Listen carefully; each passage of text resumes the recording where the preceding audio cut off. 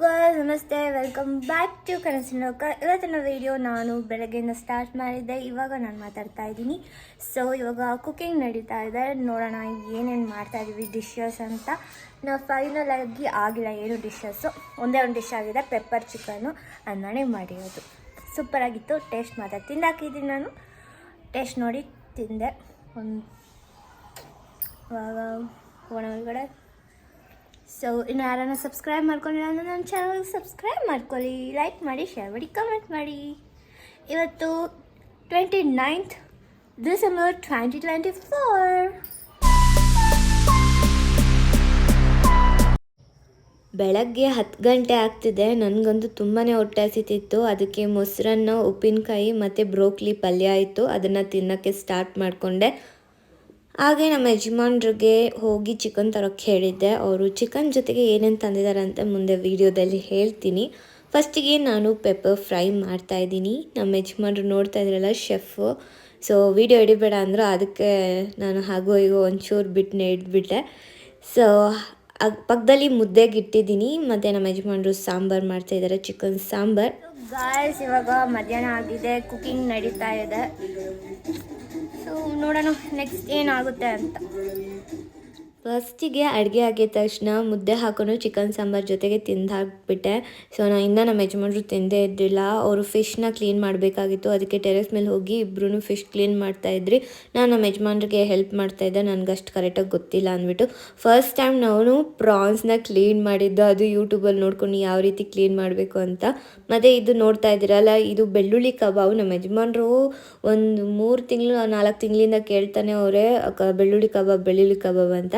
ಆದರೆ ಅಷ್ಟು ಚೆನ್ನಾಗಿ ಆಗಿಲ್ಲ ಬೆಳ್ಳುಳ್ಳಿ ಕಬಾಬು, ಫ್ರ್ಯಾಂಕ್ಲಿ ಸ್ಪೀಕಿಂಗು. ನಮ್ಮ ಯಜಮಾನ್ರು ಹೇಳ್ತಾಯಿದ್ರು, ಇದೇನೇ ಇದು ಬೆಳ್ಳುಳ್ಳಿ ಕಬಾಬು ಅಂತ ಆಸೆ ಪಟ್ಟರೆ ಈ ಥರ ಮಾಡಿಕೊಟ್ಟಿದ್ಯಾ ಅಂತ. ಸೊ ನೆಕ್ಸ್ಟ್ ಟೈಮ್ ಚೆನ್ನಾಗಿ ಮಾಡಿಕೊಡ್ತೀನಿ ಅಂತ ಹೇಳ್ತಾ ನೆಕ್ಸ್ಟ್ ನಾವು ಹೋಗ್ತಾ ಇದ್ದೀವಿ ಜೆಮಿನಿ ಸರ್ಕಸ್ಗೆ. ಸೊ ನಾನಂತೂ ತುಂಬಾ ಎಕ್ಸೈಟೆಡಲ್ಲಿದ್ದೀನಿ. 10 o'clock ಅಷ್ಟೊತ್ತಿಗೆ ನಾಷ್ಟ ಮಾಡಿ, ಇಷ್ಟೆಲ್ಲ ಅಡುಗೆ ಮಾಡಿ ಮತ್ತು ಫಿಶ್ ಎಲ್ಲ ಕ್ಲೀನ್ ಮಾಡಿ ಮನೆ ಬಿಡೋ ಅಷ್ಟೊತ್ತಿಗೆ 4 o'clock ಆಗೇ ಹೋಗಿತ್ತು.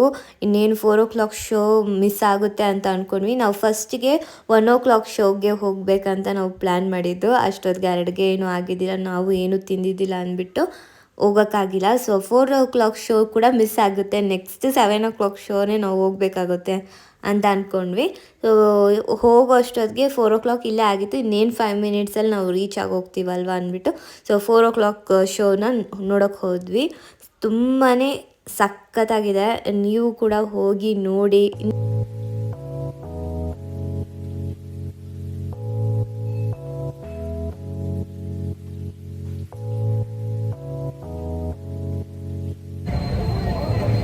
ಒಳಗಡೆ ಹೋಗಬೇಕು, ಬನ್ನಿ ಒಳಗಡೆ ಹೋಗೋಣ.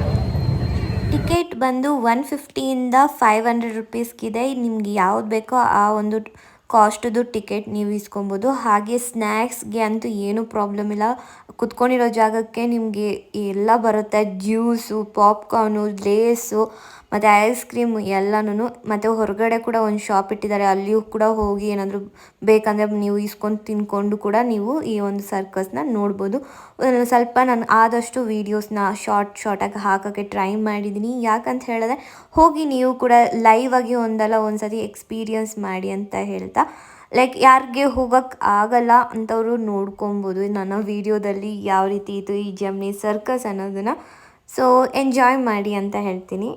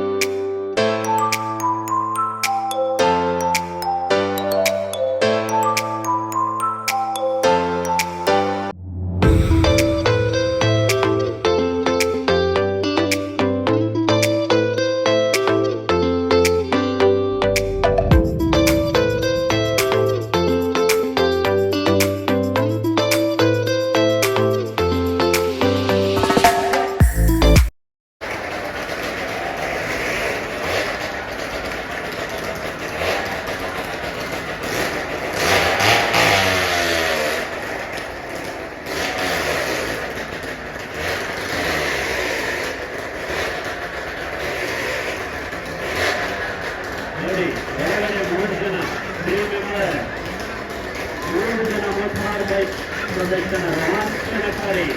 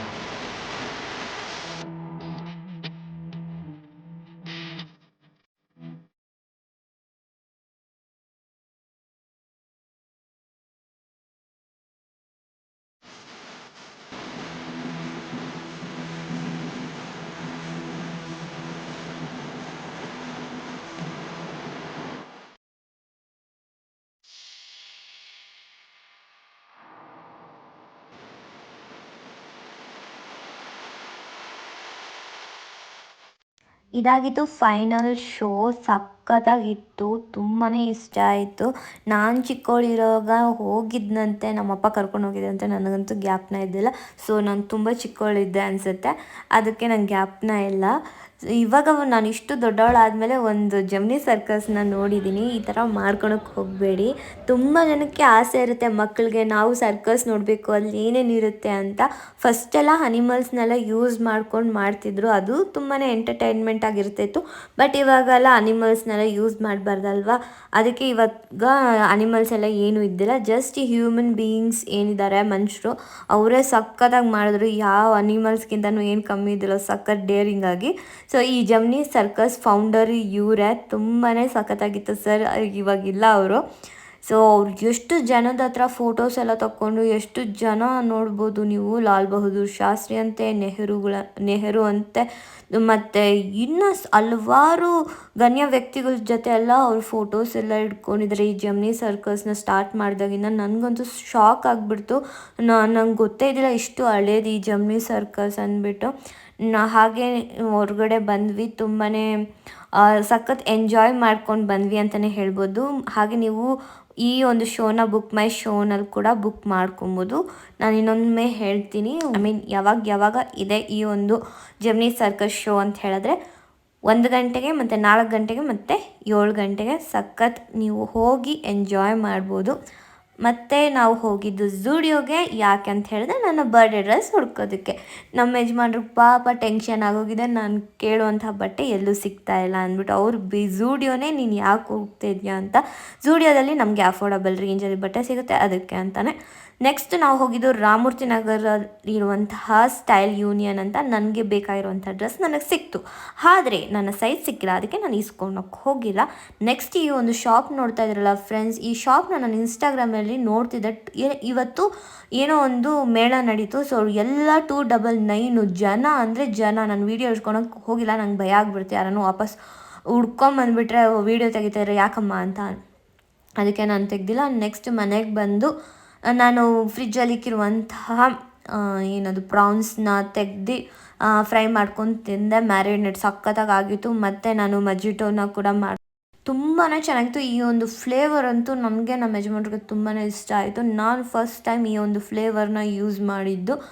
ಸಖತ್ತಾಗಿತ್ತು. ನಮ್ಮ ಯಜಮಾನ್ರು ಅದಕ್ಕೆ ನೋಡ್ತಿದ್ರೆ, ಓಪನ್ ಮಾಡಿದ ತಕ್ಷಣ ಸ್ಮೆಲ್ ಅಂತೂ ಸಖತ್ ಸೂಪರಾಗಿ ಬರ್ತಿತ್ತು. ಹಾಗೆ ಫಿಶ್ ಕೂಡ ಮಾಡಿದ್ದೆ. ಫಿಶ್ಶು ಆಮೇಲೆ ಫ್ರೈ ಮಾಡ್ಕೊಂಡು ತಿಂದೆ. ಸೊ ವೀಡಿಯೋ ಹಿಡಿಯೋಕ್ಕಾಗಿಲ್ಲ, ಮರ್ತೋಗ್ಬಿಟ್ಟೆ. ಸೊ ಇವತ್ತಿಗೆ ಇಷ್ಟೇ ಫ್ರೆಂಡ್ಸ್, ನಾಳೆ ಸಿಗೋಣ, ಬಾಯ್.